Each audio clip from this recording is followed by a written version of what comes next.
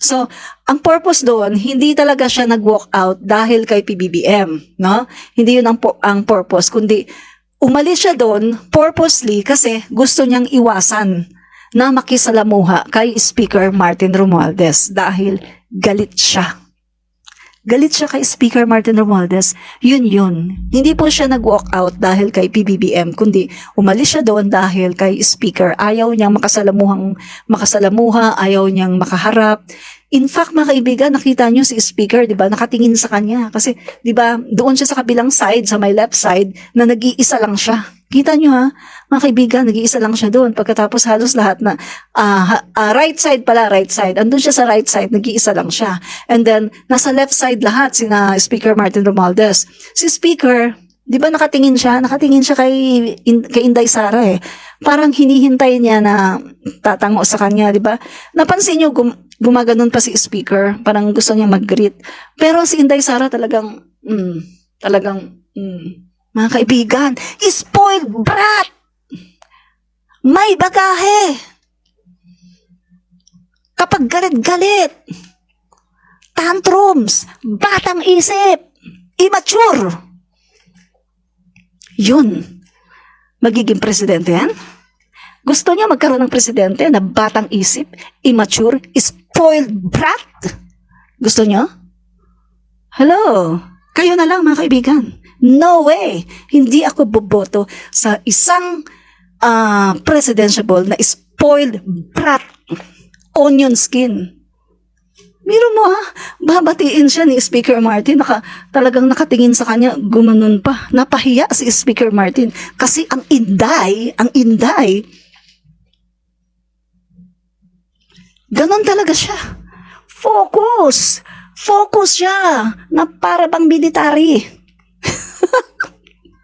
Di ba yung mga military dun sa pag pumunta kayo dun sa kay Rizal, Bantayog ni Rizal, kahit guluhin mo sila wala silang pakialam sa iyo. Kahit gumanon-ganon ka sa kanila, magpatawa ka, wala silang pakialam, basta ganun lang sila. Ganyan si Inday noong mga araw na yon. Wala siyang pakialam kay Speaker kasi tinatawag niyang tambalos-los daw. Pagkatapos yung kanyang mga supporters, lalong-lalo na yung kanyang mga DD shit vloggers, nagsigaya, tambalos-los daw ngayon si Speaker Martin Romualdez, yan ang tawag nila. Pero kung titingnan natin, sino ba talaga ang tambalos-los? Sila ang tambalos-los, hindi si Speaker Martin. Dahil sila ang greedy. Hindi makapag-antay sa 2028, gusto ngayon na kaagad. Paano kasi wala na silang pera? Yung kanilang mga alipores, nawala na ng budget. Dati sila yung nakaupo sa Malacanang, sila yung naghahari-harian, lahat ng gustong ipapakulong, lahat ng gustong kasuhan. Ganyan sila mga kaibigan. Kaya yung mga yan ngayon, ganyan ang mga utak niyan kasi gusto nilang makabalik sa katungkulan para makapaghari-harian na naman. Diba? Pagkatapos mga kaibigan? May danger pa ngayon. ICC. Pasok, ICC. Pasok na kayo. Total, hindi naman ginagalang ng Duterte. Si President Marcos Jr. Pinagtatanggol ni President Marcos Jr. si RRD pero hindi niya ginalang. Lagi niya ginigiba na ang gobyerno ni PBBM. So papasukin mo na ang ICC para magkaalaman na ngayon. Para maging busy siya sa pagsagot, sa korte. Para busy siya kung ano ang sasabihin niya doon, kung paano niya ipagtatanggol ang sarili niya. Kasi ngayon, hindi siya busy. Ang ginagawa niya dahil marami siyang idle time, hindi siya busy. So, pinapabusy niya ang sarili niya sa paninira sa administrasyon ni PBBM. Yun ang totoo. Diba? Kaya mga kaibigan, yung nagsasabi dyan na yung mga vlogger ng Marcos daw ang nagpapaaway, hello! May amnesia kayo? Baka hindi nyo natatandaan na ang puon ninyo, yung idolo ninyo, ang nagpaumpisa mula kampanyahan. Wala siyang ginawa kundi sirain si PBBM. Hanggang ngayon, hindi siya tumitigil. Kaya yung reaction namin ay, kaya kami ganito dahil nagre-react na kami at ayaw na namin na patuloy nyo patuloy at paulit-ulit yung binababoy ang presidente namin. Mga baboy kayo. Tapos sasabihin pa ng isang DD shit, okay lang daw pala mura, kaysa daw sa nagko-cocaine. Hello! Tingnan nga natin kung sinong addict. Sandali, post ko ah. Tingnan natin kung sinong addict, ang totoong addict. Baka hindi nyo alam, mga kaibigan, kung sino ang totoong addict. Okay. Takpan ko muna yung mukha ko, ah. The Sydney Morning Herald. Actually, maraming news ito, mga kaibigan, eh. Philippines President Rodrigo Duterte admits to killing people and abusing drugs. Mga kaibigan, mismo si Duterte ang nag-admit, mga kaibigan, na siya ay gumagamit, ina-abuse niya ang drugs. Mga kaibigan. So, sino ngayon ang addict? Sabi ko sa inyo, mga kaibigan, eh, yun bang tipong panay ang banat niya kay PBBM? Pagkatapos, lahat tumatalbog sa kanya? Katulad ng banat niya na weak leader. Sino ngayon lumalabas na weak leader? Mga kaibigan, eh si PBBM, kita nyo naman, napakatapang. Kaya yung mga militar ngayon, tsaka yung mga Coast Guard, tumatapang din. Kasi nga, yung presidente natin ngayon, ina-assert talaga na atin ito, atin ang West Philippine Sea.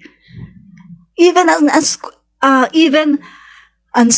square inch of our territory, walang mawawala. Pero si Pidot, dagat lang naman yan. Sabi ko nga, dapat andito si Xi Jinping para maging safe tayo.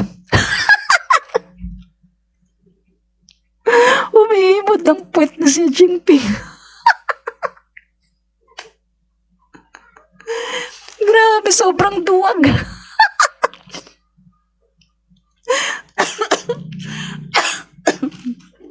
Napakaduwag. Pero si PBBM, very brave, very strong. Tapos yung sinabi niya, cocaine, siya pala ang addict. And even, mga kaibigan, sa isang speech niya noon, sinabi niya mismo, galing sa kanyang bibig, kung kayo mahilig kayo manood ng mga speeches ni Duterte, napakinggan niyo to. Ako kasi, mahilig ako manood ng speech ni Duterte kasi 'di ba, sabi ko sa inyo, full support ako kay Duterte. Noong presidente siya, pinaglaban ko yan. Palagi akong na 6 na buwan, hindi ako nakakapag-FB kasi palagi akong suspended. Dahil kay Duterte yan, mga kaibigan. Pinaglaban ko siya. Pati si Sara, pinaglaban ko. So, mahilig ako manood ng mga speeches niya. At napakinggan ko mismo galing sa kanyang bibig na kung hindi lang daw sana siya nakapasa ng law, ang trabaho daw sana niya ngayon ay drug pusher. Kita niyo, mga kaibigan, galing sa kanyang bibig. Drug pusher siya ngayon kung hindi siya nakapasa ng law. Nagkaroon daw kasi siya ng yung parang isip, no? Turning point ng kanyang isip na, ano ba to? Nakapasa ako ng law. So, ibig sabihin, magiging lawmaker na ako. Hindi na ako pwedeng, nakakaano naman, parang nakakaano naman kung magiging pusher pa ako. So, yun, mga kaibigan, So, kung hindi pala siya nakapasa ng law, ang trabaho niya ngayon, drug pusher. Malamang drug lord na siya. Kasi, big time siya eh. So, drug lord. Kaya naman pala, no wonder, Peter Lim ang kanyang barkada. Nahuli na ng NBI pagkatapos pinalaya. Bakit ko masasabing pinalaya? Sabi nila nakatakas daw eh, nakatakas. Mga kaibigan, di ako naniniwala sa nakatakas. I don't buy it. Bakit? Nahuli na ng NBI? Nakatakas? Paano makakatakas? Ang ibig sabihin lang nun, pinatakas. At nasa China na ngayon. Wala na. Hindi mo na mapapakulong yun. Nasa China na, si Peter Lim. Sabi ko sa laki ng intelligence funds at saka confidential funds ni RRD, hindi man lang niya malalaman na may planong tumakas si Peter Lim. At kung nakatakas na hindi man lang niya nalaman kung nasaan napunta, sa laki